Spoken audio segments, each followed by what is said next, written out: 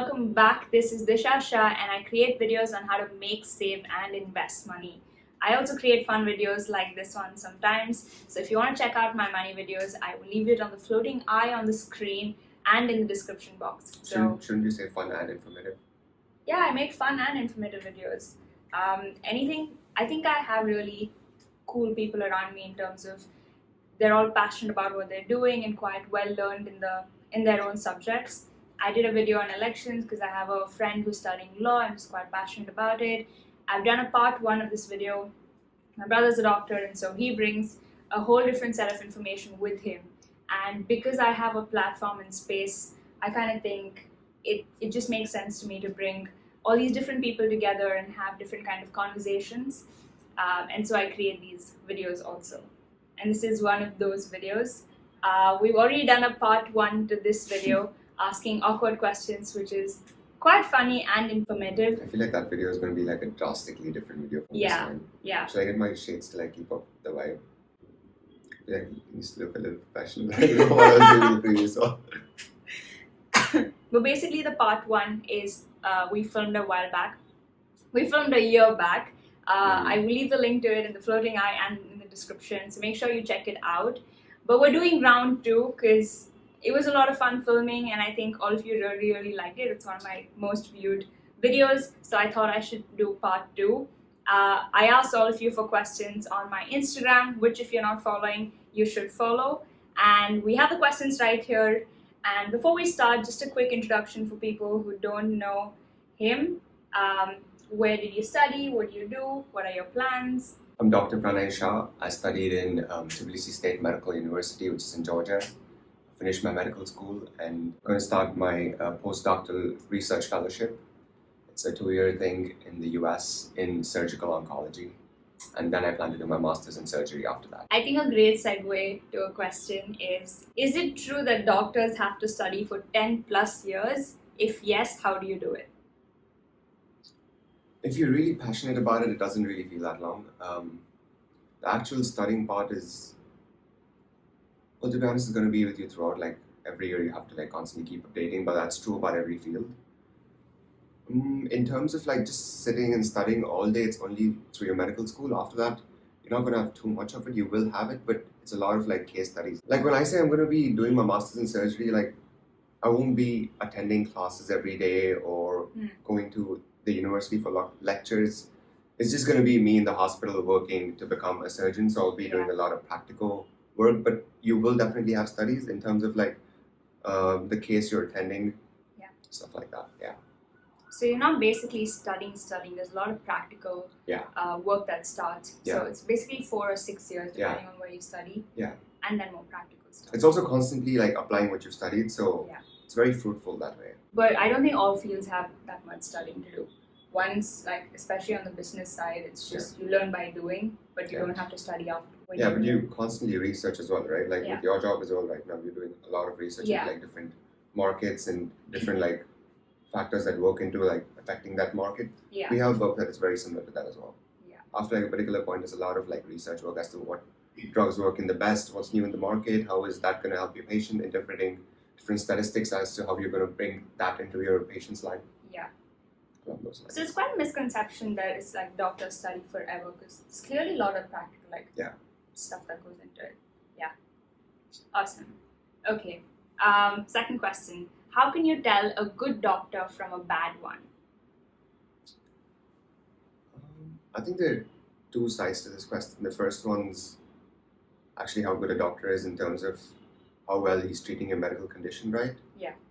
And the second part is how he makes you feel. Right? A lot of how a doctor makes you feel also helps you in terms of like how you're going to work with the disease in terms of compliance with your medications and just overall like mental satisfaction of going to a doctor and knowing you get better in most cases. So if you feel like if he's listening to you well, if he's letting you talk, if he's actually concerned about your condition, it actually just helps rather than him giving you medications, which most cases are helpful most times, but you need that comfort factor as well to feel good. Especially when you're not feeling well anymore. So it's definitely a combination of both. That's true. When you watch movies or TV shows, can you spot medical inaccuracies and does it bother you? Yeah, you can spot medical inaccuracies. Most medical shows are pretty accurate. Sometimes if they just randomly bring in medicine into like soap operas and stuff, it just makes no sense. But like shows like House and Grey's, most of it is real. Yeah. Most cases are real. Let us know if you have minus the drama though. There isn't always like drama around it, like how they show like Grey's and House and everything, but yeah, it's definitely more dramatized. Yeah, medically accurate. Yeah. But I think it'll be interesting. I don't know if y'all will be interested to see, but if you have shows or movies that you recommend for us to review and see the like medical scenes and maybe just like say if it's accurate, if it's true in the real medicine world, that would be really, really cool. So let me know if you're interested in that in the comments, or just like this video and we might create one like that. Awesome. Next question. What do you feel are the negative or restrictive aspects of medicine from a professional standpoint? Negative or restrictive? Probably the costing. The cost side to it. Like some treatments are just more expensive, especially if the condition's not very common, then the treatment gets more expensive. Yeah. Because even companies are not able to scale it to that level. And yeah, I think that's the worst part. A lot of times you have patients who don't come to you earlier because they just feel like they don't want to spend that much money on something that can probably eventually go out. But these are the kind of cases that blow out of proportion. It might just be much simpler to handle if they're caught on earlier, and they just don't come because of cost issues. And that's like a really sad side to it. Yeah. It's like something like basically like an appendix surgery. Like people don't show up because like too much money, just a bellyache, but they just showed up like a few days or weeks earlier. It's just been like a simple surgery, but can get complicated, and yeah, that's the costing side to it, which is sometimes painful to see. Yeah. Why do I have mild loose motions on my period? Very valid question. Well, when you're on your period, you have a lot of hormones and prostaglandins as well. It's a hormone that is in higher quantities when you're on your period. It basically helps you to shed the inner lining of your uterus, which happens during your periods. Got it. And it does this by contraction, so a lot of this spills into your blood. And it can work on the smooth muscles of your intestines as well. So it contracts more than usual, which can cause loose motions. Also increases electrolyte production. Basically, it's the hormones that does it, and it's very normal. It's one of the most common symptoms during periods. Yeah. But remember to have a lot of water to counteract its effects, because when you have loose motions, you lose a lot of fluids, so drink a lot of water. Yeah. I actually don't think this symptom, I think, is the least discussed symptom. I don't think I've ever had a conversation with anyone where anyone has shared this with me, but I've always had my loose motions on my periods, and it just feels weird because you don't know why suddenly it's happening. Yeah. So it's completely normal. Yeah. It's a very common symptom. Yeah. Awesome. Why should you pee after sex? For starters, it helps you flush out the bacteria that can probably get into your urethra and give you a UTI, a urinary tract infection. So when you're peeing after sex, it just helps to flush out that bacteria before it goes in and causes problems. And yeah, it's one of the main reasons why you actually do pee. It's also to get back your pH into a normal level, because your vaginal pH is more acidic, and when you have sex, it becomes a little basic to accommodate for the sperm. Okay. Yeah, so it helps you get your pH back to normal again and flush out the bacteria.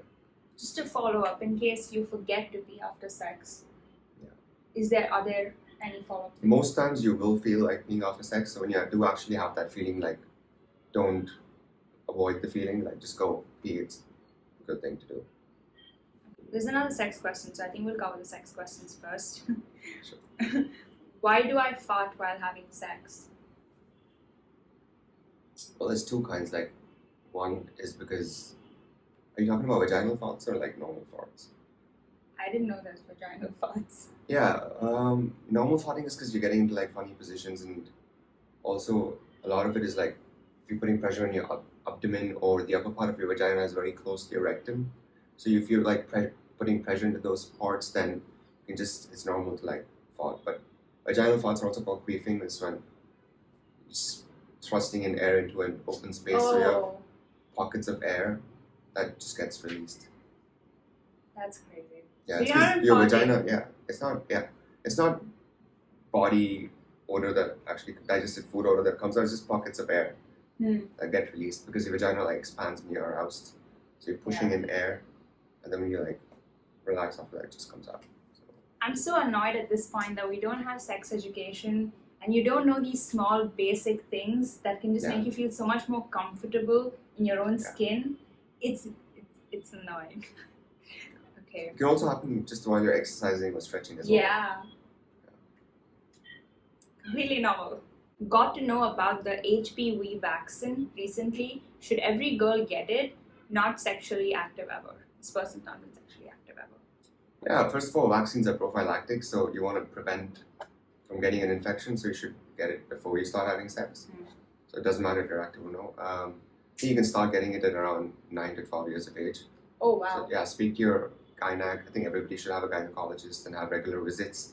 So get a gynac, speak to her, and she'll probably get a schedule out for you as to which dose to take when. I think there are 2 to 3 doses now, depending on when you're taking your first. So just speak to a gynac and get everything in order. Yeah. So basically, go get it. Doesn't matter if you're sexually active or not. Yeah. Okay. I think you can get it till you're about 26, 27. After that, you've already been exposed to a lot of it if you've been sexually active. So your gynac will run you through all of these scenarios. So it's best to talk to a gynecologist. Yeah. And I would say don't be afraid to ask questions. Because most of the times you don't know what to ask, and it's okay to say, give me the full download because I don't know. Yeah. It also prevents you from getting a lot of cervical cancer. So the HPV vaccine has actually been really good. So if you haven't taken it, go get it. HPV vaccine, put it on your list. Okay. What does more damage, alcohol or weed? I mean, both are harmful. You need to know your limits. You need to know how much to take. There's not either or. It's no either or. You can't justify it by saying smoking a little and compared to like drinking too much. Like there is no either or. You need to stay within bounds no matter what you're doing. Yeah. Even too much of good stuff can be harmful sometimes. So. Yeah. We speak about I think the harmful effects in part 1. So if you want to go check that out, the link is in the bio. I said link is bio because of Instagram. The link is on the floating iron in the description. There's no bio here. Okay. Why is weed considered not addictive? It's actually a misconception. Weed is pretty addictive. It's just not as addictive compared to nicotine or MDMA or amphetamines or other hard drugs like that. But weed is pretty addictive. There have been lots of cases of a lot of people having mood disorders because of smoking weed. Depression, anxiety, paranoia are very common side effects of smoking weed that you get when you suddenly quit. So weed is definitely not good for you in the long run, so wouldn't recommend smoking weed. I think it's very interesting. It's something that my mom has told me, and I don't think she was coming from a medical standpoint, just experience. Anytime there's something to do with your behavior or your mood, it's always good to check what you put in your body in the last couple of days or weeks, because there's more so or not, there's going to be some sort of a connection. Yeah. So if you're starting something or stopping something, it always has an effect on how you feel. So, makes sense. So everybody out there thinking, I'm smoking weed, I'm never going to get addicted, stop. Yeah. If you've been justifying saying weed is not addictive, disclaimer, it is. Yes. Yeah. And correct all your friends who are propagating weed is not addictive. Yeah. What is in weed that makes me trip out? I was reading this question like that. Weed has an active ingredient called tetrahydrocannabinol or THC. THC. Yeah, that affects your neurotransmitters in the brain. And what are neurotransmitters? They're basically, like the word says, transmitting information, neurotransmitters, but in your brain. They transmit information between two neurons. That's how you feel what you feel. And they alter how two neurons interact with each other. So why does it make me trip out? That's what it does. It alters how you transmit information. Got it. Okay, next question. How do Viagra pills work? And is it safe to take them? Viagra is basically a pill that prolongs your erection. So you get an erection when blood flows through your penis. So your penis swells up. It happens because these blood vessels in between your spongy tissues. If you want to get into the medical terms, is corpora spongiosum and cavernosum. So your penis basically swells up because there's blood flow to the artery there, and this blood remains there till you have an erection. What viagra basically does is prolongs the dilation of the blood vessel by killing out an enzyme that stops it. Yeah. So you have erection for prolonged periods of times, but it's not harmful, but you should definitely consult a doctor before you take it because it dilates your blood vessel, right? So your blood pressure can drop, and if you're already if you have a predilection of having low blood pressure, then yes, it can be harmful. So definitely consult a doctor before taking it. Yeah. There are also other side effects, like you can have like color changes, like vision changes in terms of like different colors you see, and this is like rare side effects, but you should consult a doctor, which is what I'm trying to say. Yeah. Basically, any sort of drug before you put it into your body, just make sure you're talking to your doctor. Yeah. Someone who knows your medical history also. Why are hard drugs like ecstasy and acid and etc. bad for you? Like I said, they affect neurotransmitters that basically carry information between two neurons. What ecstasy can do is it gives you that feeling of euphoria and that high, and it does this by increasing the release of neurotransmitters between two neurons. So eventually what you can end up doing is you exhaust these neurons from these transmitters that are so vital to make you feel what you feel on a day-to-day basis in terms of your emotions, or you feel good, or how they control you. And when you use up all these emotions in one day, use up all these transmitters in one day, then imagine what's going to happen tomorrow, right? And there is a period of time that it takes to like make new ones. So that's why you have downers. Like next day you're not feeling too good, you're down because you've already used up all your feel good hormones. Yeah. Sometimes these don't replenish for like months together. Wow. So imagine what you're putting yourself up against. So that's why it's bad. Yeah, that makes sense. And also having so many neurotransmitters rushed into your blood so quickly can also alter your blood pressure. You can get high blood pressure. People can have cardiac issues sometimes. You can have vision problems. It leads to like a spectrum of other issues. So you need to be wary and stay away from these drugs. Don't mess with your brain. Yeah. Okay, that's the end of all questions. Let us know if you want us to do a part 3. But he's here only for maybe another month. So if you want to request anything from the medicine side of it, then make sure to leave it in the comments and I will film it before he goes to pursue his master's. No, actually pursue his research in surgical oncology. But this was fun filming. I really like filming these videos, especially because I think really simple, plain topics are just not explained in detail. And so sometimes you can't make an informed decision. Sometimes no is not enough and you'd like to know why it's a no for you or it's a yes for you. And so these conversations, hopefully either you have more questions and you can take it to your doctors or have conversations with your friends, family, be informed. I think medicine is a very important part of everyone's life, and which is why I really like filming them. Do you have anything else you want to say? No, I mean, if you guys have any more questions that you want to know about, or basic workings of human body sometimes can be fascinating because you have no idea like how basic things work sometimes, and it's just fun to know new things like that if you're curious. Yeah, actually leave your questions in the comments down below and I'll get him to reply to all the medicine questions. Don't worry, I won't be trying my hand at it. But if you have basic questions, leave them down below. If you want to follow me on my Instagram for any anonymous requests, then you can DM me there and we'll make sure to get your question answered. But that's about it. One test. I have to go back to check.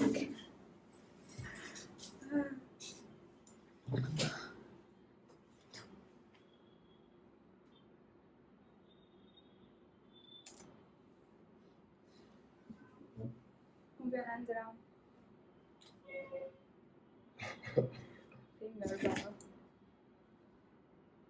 Oh, this is better. Huh? You want to see? Come see. Come see. Sit there also and see it together.